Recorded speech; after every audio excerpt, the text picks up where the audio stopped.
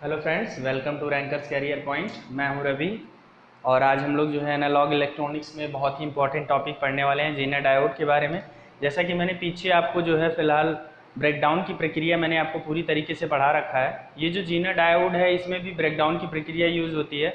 बहुत अच्छे से आपको जीनर ब्रेकडाउन क्लियर होना चाहिए। क्या होता है जीनर ब्रेकडाउन, इस पर भी मैं बात करूँगा और बहुत अच्छे से मैं आपको एक्सप्लेन करूँगा कि एक जीनर डायोड किस तरीके से वर्क करता है, इसके क्या स्पेसिफिकेशन है, कहाँ हम इसको यूज़ करते हैं। बहुत डिटेल में हम लोग जानेंगे इसके बारे में। तो चलिए देखते हैं, स्टार्ट करते हैं वीडियो को।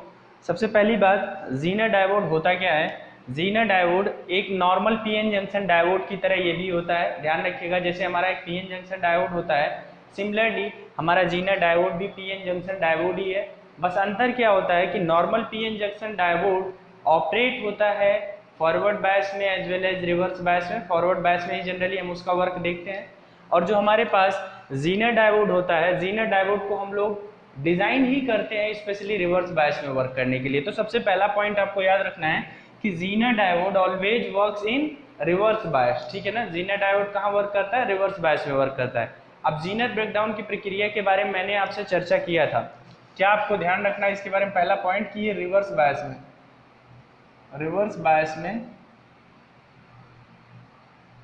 में वर्क करता है, पहली चीज। दूसरी चीज, इसका use as a voltage regulator होता है, एज अ वोल्टेज रेगुलेटर। अभी इसके बारे में हम बताएंगे क्या होता है वोल्टेज रेगुलेटर। ठीक है ना। तीसरी चीज कि एक जीनर डायोड एक पीएन जंक्शन डायोड होता है। कैसा डायोड, पीएन जंक्शन डायोड होता है ये भी।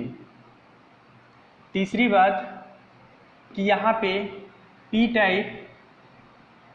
टाइप और एन टाइप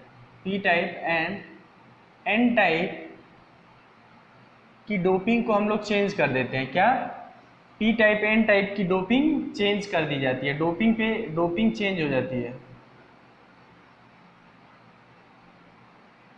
तो ये चीज़ हमें ध्यान रखना है। तो इसमें बहुत सारी ऐसी चीज़ें हमें देखने को मिली है। मैंने आपको ब्रेकडाउन के बारे में जब पढ़ाया था तो एवलांचे ब्रेकडाउन पढ़ाया था, जीनर ब्रेकडाउन पढ़ाया था। एवलांचे ब्रेकडाउन में मैंने बताया था कि किसी प्रकार के हम डोपिंग कंसंट्रेशन फिलहाल नहीं वहाँ पे मिलाते हैं, डोपिंग नहीं मिलाते हैं। जनरली हाई रिवर्स वोल्टेज मतलब हाई इलेक्ट्रिक फील्ड डेवलप होने की वजह से जो जंक्शन का ब्रेकडाउन होता है दैट इज योर एवलांचे ब्रेकडाउन। और जब हम लोग डोपिंग कंसंट्रेशन को बढ़ा करके जो ब्रेकडाउन वोल्टेज होता है उसको जब हम रेगुलेट करते हैं, किसी एक शार्प पॉइंट पर फिक्स करते हैं, तो such kind of breakdown is known as a Zener breakdown. ठीक है ना। जीनर ब्रेकडाउन में मैंने आपको बताया था कि हम लोग क्या करने वाले हैं, डोपिंग करते हैं। क्या करते हैं, डोपिंग करते हैं। और डोपिंग करने से होता है क्या है, जो ब्रेकडाउन वोल्टेज हमारा रिवर्स ब्रेकडाउन वोल्टेज होता है उस पर फर्क पड़ता है। रिवर्स ब्रेकडाउन वोल्टेज को शार्प और बनाया जा सकता है, कम किया जा सकता है, अधिक किया जा सकता है। जीनर ब्रेकडाउन के बारे में ये चीज़ हमें पता होना चाहिए। मतलब अगर हम कहीं पर डोपिंग कर रहे हैं तो उससे ब्रेकडाउन वोल्टेज पर फर्क पड़ता है। ठीक है ना। डोपिंग बढ़ा रहे हैं तो ब्रेकडाउन वोल्टेज घटेगा या बढ़ेगा, कैसा होगा, ये चीज़ आपको अच्छे से क्लियर होना चाहिए। ठीक है। तो सबसे इंपॉर्टेंट बात यही है कि जब हम लोग डोपिंग करेंगे तो डोपिंग करने से हमारा ब्रेकडाउन वोल्टेज क्या होगा, चेंज होगा। डोपिंग करने से ब्रेकडाउन वोल्टेज चेंज होगा। तो बेसिकली जो जीनर ब्रेकडाउन होता है ये लो वोल्टेज पर कराने के लिए हम लोग डोपिंग कंसंट्रेशन बहुत ज़्यादा बढ़ा देते हैं। हमारी जो है फिलहाल कोशिश होती है कि हम इसको लो वोल्टेज पे ये ब्रेकडाउन कराएं। जीनर डायोड का अगर हम लोग सिंबल की बात करें, देखिए जीनर डायोड का जो सिंबल होता है, ध्यान दीजिएगा, याद करने का तरीका, चूंकि ये बहुत टाइप के होते हैं। जीनर डायोड का सिंबल अगर आपको याद रखना है तो ध्यान रखिएगा, जेड फॉर जीनर होता है और इसके एक नॉर्मल डायोड बना के इसके आगे जेड बना दीजिए, है ना। तो जनरली ऐसा आपको देखने को मिलता है। ये सिंबल है जीनर डायोड का, ये इसका एनोड है और ये कैथोड है।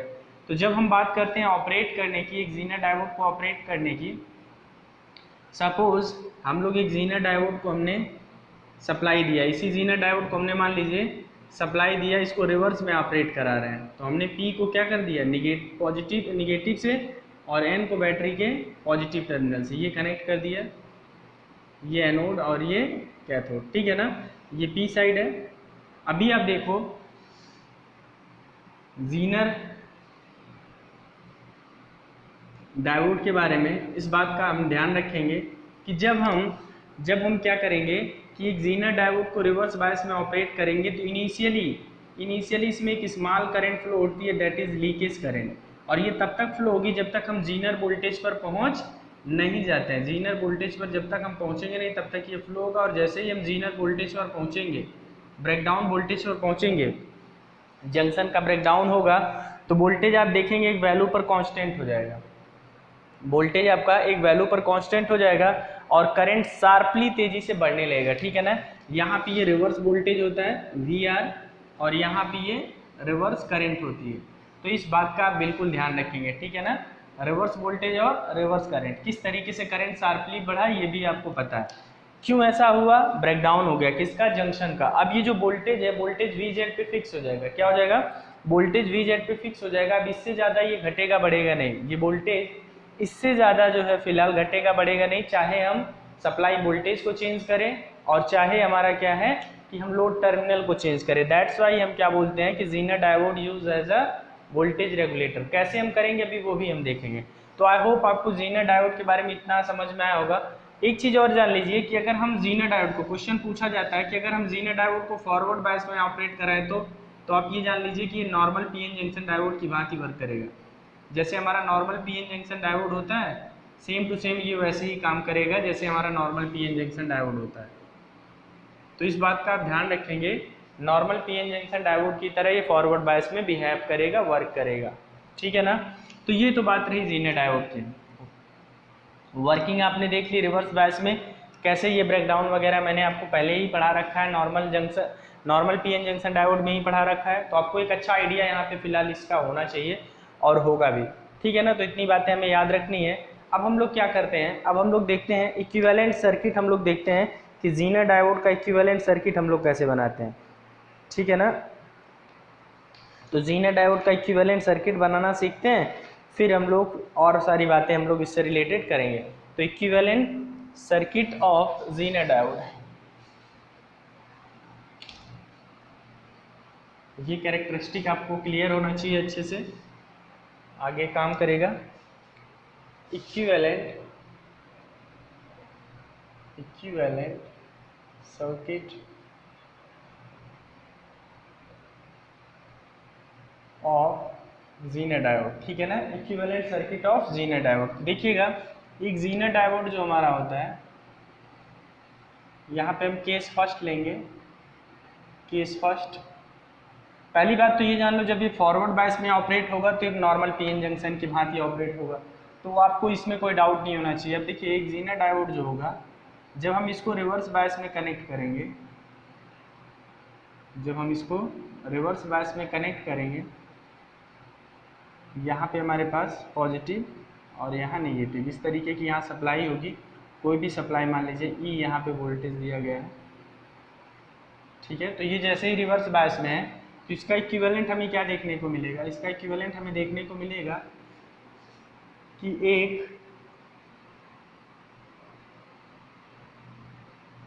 एक हमारा जनरली क्या है, एक यहाँ पे हमें देखने को मिलेगा एक जीनर ब्रेकडाउन जब हो जाएगा तो ब्रेकडाउन वोल्टेज के बराबर एक बैटरी यहाँ पे लग जाएगा। यहाँ पे IZ करंट फ्लो होगी, VZ इसके क्रॉस का वोल्टेज है, ठीक है ना। ये एक बैटरी की तरह बिहेव करने लगेगा, मतलब एक DC बैटरी, एक DC सोर्स की तरह बिहेव करेगा, जिसका वोल्टेज क्या होगा, फिक्स होगा। कितना होगा वोल्टेज, VZ होगा। तो इस बात को आपको बिल्कुल ध्यान में रखना है। कब ये होगा, ऐसा कब होगा, जब हमारा यहाँ पे जब हमारा जो सप्लाई वोल्टेज है वो ब्रेकडाउन वोल्टेज के बराबर हो जाएगा। मतलब केस फर्स्ट में जब E इज इक्वल टू क्या हो जाएगा, VZ हो जाएगा, तब इसका इक्विवेलेंट सर्किट ये बनेगा। लेकिन दूसरा केस देख लीजिए, केस सेकेंड देखिएगा,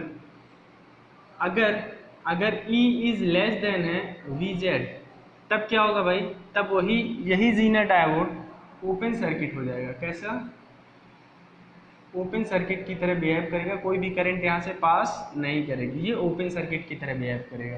तो ये इक्विवेलेंट सर्किट आपको ध्यान में रखना है। केस फर्स्ट कि जब हमारा ब्रेकडाउन वोल्टेज जो है, ब्रेकडाउन वोल्टेज सप्लाई वोल्टेज का मान ब्रेकडाउन वोल्टेज के बराबर हो जाएगा, तो उस टाइम पे एक बैटरी सोर्स की तरह बिहेव करेगा।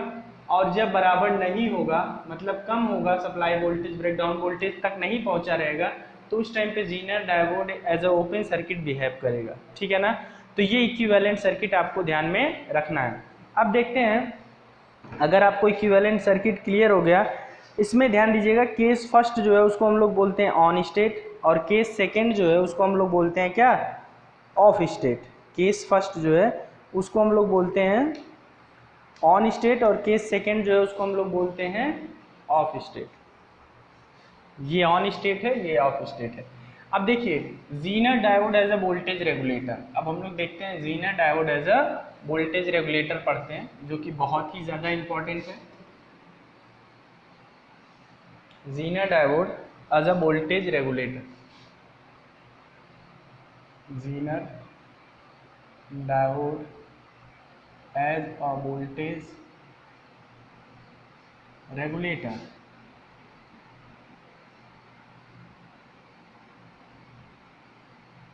वोल्टेज रेगुलेटर मतलब वोल्टेज को कांस्टेंट कर देना, फिक्स कर देना, एक वैल्यू पर रेगुलेट कर देना, ठीक है ना।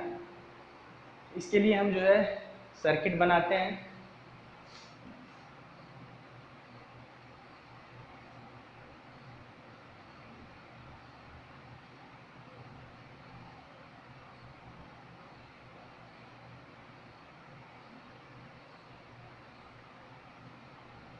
यहाँ पे हमारे पास लोड होगा,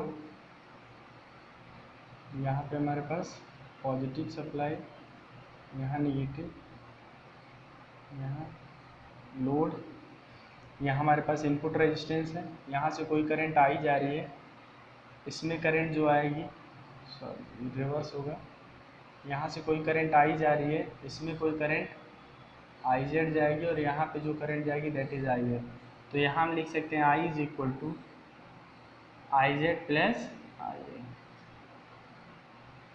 ठीक है ना। और इसके क्रॉस का जो वोल्टेज है that is output voltage E naught, हम इसको बोल सकते हैं E naught is nothing but equal to the V naught. अभी इसका मैं इक्विवेलेंट सर्किट बनाऊंगा वोल्टेज रेगुलेटर का, जब हमारा ज़ीनर डायोड क्या होगा, ऑन स्टेट में होगा। तो उस कंडीशन में देखिएगा,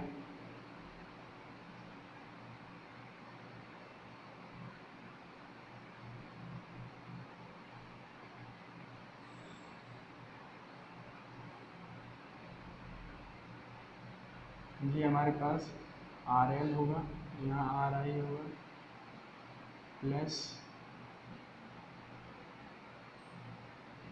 ये आपका इनपुट है, ठीक है ना। ये हमारा वी जेड है, और यहाँ ई नॉट है। अब आपको बहुत अच्छे से यहाँ क्या समझना है, यहाँ बहुत अच्छे से क्या समझना है कि किस तरीके से लोड करंट हमारा चेंज होता है, और लोड करंट का कोई भी फर्क नहीं पड़ता है लोड वोल्टेज पर। ये बहुत अच्छे से आपको क्लियर होना चाहिए, तभी आप समझ पाएंगे कि एज अ वोल्टेज रेगुलेटर काम कर रहा है या नहीं कर रहा है, ठीक है ना। तो सबसे पहला तो कॉन्सेप्ट आपको यही क्लियर होना चाहिए। तो अब देखिए यहाँ पे हम फिलहाल, यहाँ पे हम क्या लिखेंगे, देखिए यहाँ का जो वोल्टेज है ई नॉट है, वही वोल्टेज यहाँ भी है, मतलब ई नॉट इज इक्वल टू किसके है, वी जेड के, ठीक है। तो देखिए जब भी क्या होगा कि ये ज़ीनर डायोड का फिलहाल ब्रेकडाउन नहीं हुआ होगा, तो जो भी सप्लाई होगी वो यहाँ रेजिस्टेंस से जाएगी, ऐसे रिवर्स आएगी, ठीक है ना। अगर इस लोड वेरिएबल को, लोड रेजिस्टेंस को हम चेंज करते हैं तो लोड करंट भी चेंज होगा, और लोड करंट चेंज होगा तो यहाँ का वोल्टेज ड्रॉप और यहाँ का वोल्टेज ड्रॉप दोनों चेंज होगा। कब, जब ब्रेकडाउन नहीं हुआ है तब, ठीक है ना। वोल्टेज ड्रॉप यहाँ का चेंज होगा, यहाँ भी चेंज होगा, तो दोनों जगह का वोल्टेज ड्रॉप चेंज होगा, ये बात ध्यान रखिएगा। अब जब दोनों जगह का वोल्टेज ड्रॉप चेंज होगा तो मतलब आप क्या कह सकते हैं कि यहाँ पे वोल्टेज फिक्स नहीं है, मतलब लोड का वोल्टेज कांस्टेंट नहीं है। I is equal to I Z plus I L यहाँ पे आप देख रहे हैं।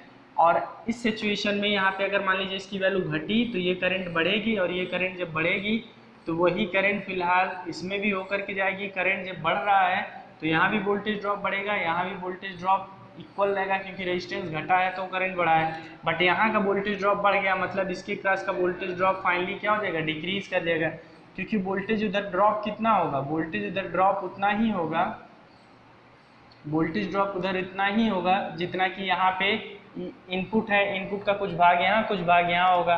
तो अब देखिए अगर हमें यहाँ का पता है ई नॉट है और हमें यहाँ का निकालना है, तो मान लीजिए वहाँ का हम लोग वोल्टेज ड्रॉप ई आर मान लें। तो अब देखिए यहाँ का वोल्टेज और यहाँ का वोल्टेज हमें पता है, तो अगर हम ई आई में से ई नॉट को माइनस कर दें तो रेजिस्टेंस के क्रॉस होने वाला वोल्टेज ड्रॉप मिल जाएगा, रेजिस्टेंस के क्रॉस होने वाला वोल्टेज ड्रॉप मिल जाएगा जो यहाँ पे रेजिस्टेंस के क्रॉस हो रहा है। अगर आप देखिए जब हम इसको हाई वोल्टेज देकर के जीनर डायोड को ब्रेक करा देंगे, जैसे ही ये ब्रेकडाउन क्षेत्र में पहुंचा इसके क्रॉस का वोल्टेज क्या हो गया, कांस्टेंट हो गया, यहाँ से कुछ हाई जेड करंट फ्लो होने लगेगी, यहाँ आरएल के क्रॉस जो वोल्टेज है वो कांस्टेंट हो जाएगा। पैरेलल में वोल्टेज सेम होता है तो जो वोल्टेज यहाँ होगा वही वोल्टेज यहाँ होगा ईच एंड एवरी कंडीशन में। अब देखिए अगर हम गलती से, अब वोल्टेज रेगुलेटर हम कहते किसे हैं कि जब हमारा जीनर डायोड का ब्रेकडाउन हो जाता है तो उसके बाद जो वोल्टेज जीनर डायोड के क्रॉस ब्रेकडाउन वोल्टेज होता है वो through out the load equal हो जाता है, कांस्टेंट हो जाता है। अगर थोड़ा बहुत इनपुट में फ्लक्चुएशन हो या थोड़ा बहुत लोड रेजिस्टेंस को हम वेरी करें तो आउटपुट वोल्टेज में या लोड वोल्टेज में कोई भी फर्क नहीं पड़ता। कैसे नहीं पड़ता इस चीज़ को हम चेक करते हैं। देखिएगा मान लीजिए हमने इस रेजिस्टेंस को क्या कर दिया, घटा दिया। यहाँ पे जो वोल्टेज यहाँ का है ई नॉट इज इक्वल टू, आप ध्यान दीजिएगा आपके पास ये इक्वेशन है तो आप कह सकते हैं E naught is equal to E I minus E are.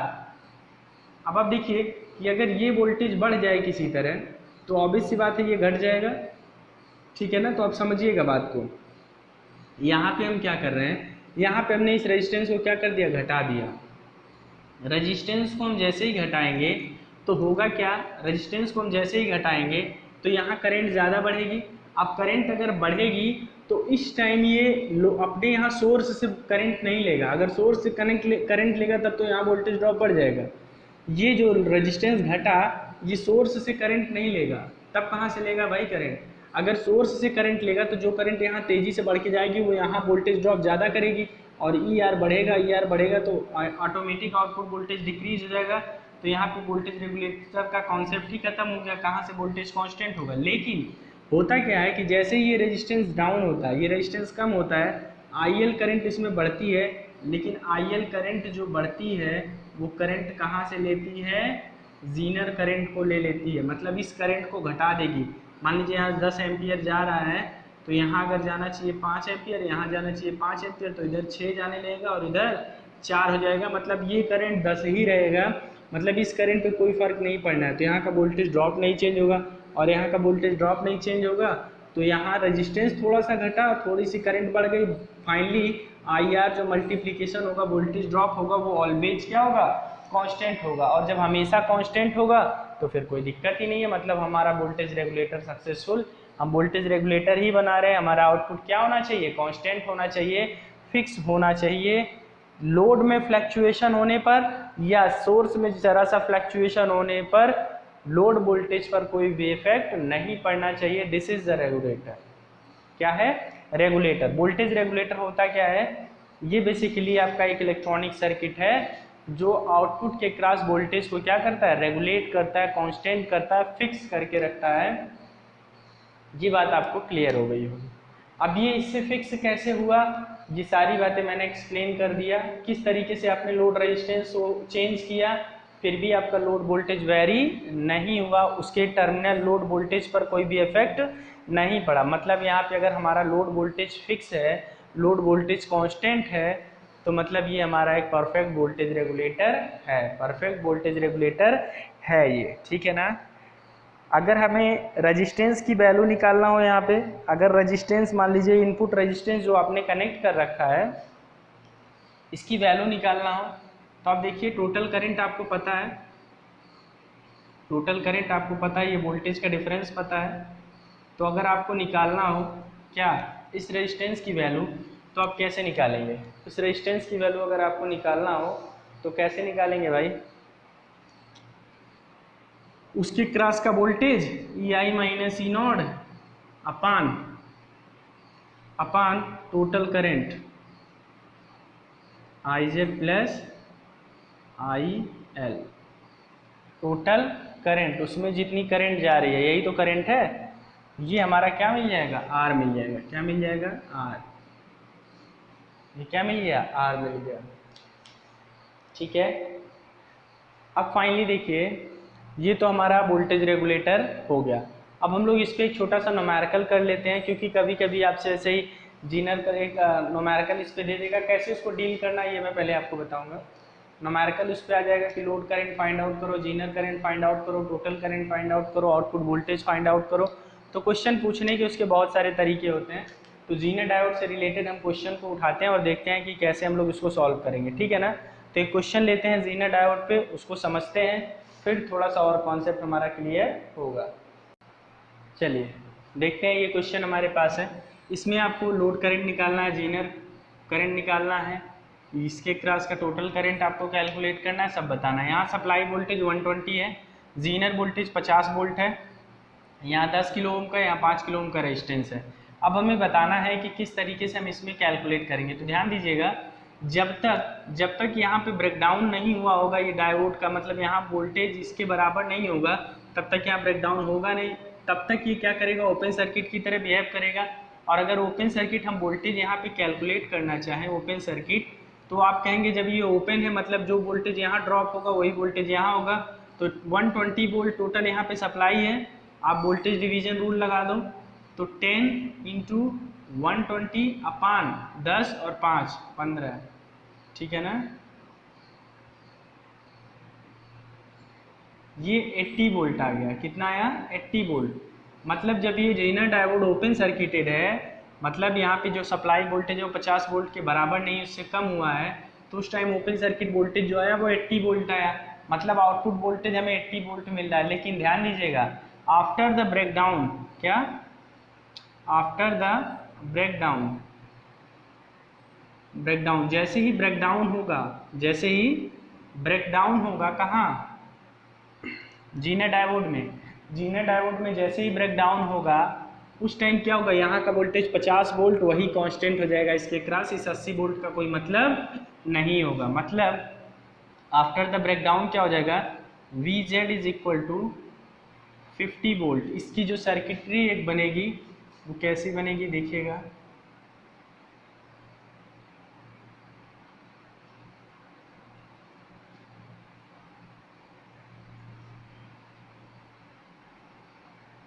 यहाँ पे आपके पास क्या हो जाएगा 10 किलो ओम, यहाँ क्या हो जाएगा 5 किलो ओम, और यहाँ 50 वोल्ट की ये बैटरी, यहाँ पे 120 वोल्ट।